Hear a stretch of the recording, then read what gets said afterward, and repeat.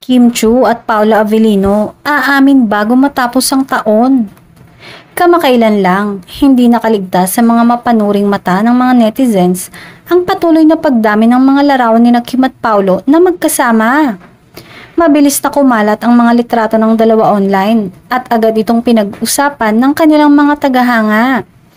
Hindi maikakaila na maraming netizens ang nagbibigay suporta sa tambalang ito na tinaguri ang Kim Pao ng kanilang fans. Marami sa mga netizens ang nagtatanong kung may tinatago bang relasyon sina Kim at Paulo sa publiko. Lalo na tila malapit na malapit ang dalawa sa mga kuha ng larawan. Maraming tagahanga ang bumuhos ng suporta at kilig para sa tambalan. Hindi maiwasang mag-speculate ng ilan kung may espesyal na namamagitan sa kanila. Sa kabila ng spekulasyon, nananatiling tahimik sina Kim at Paulo tungkol sa estado ng kanilang relasyon.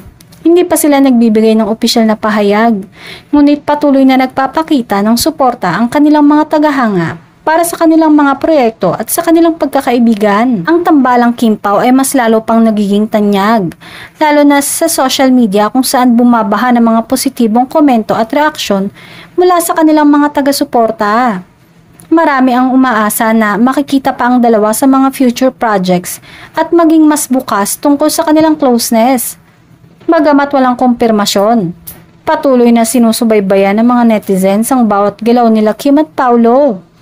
Umaasang magkakaroon ng karagdagang impormasyon tungkol sa kanilang relasyon kung ito man ay pagkakaibigan lamang o may higit pa rito.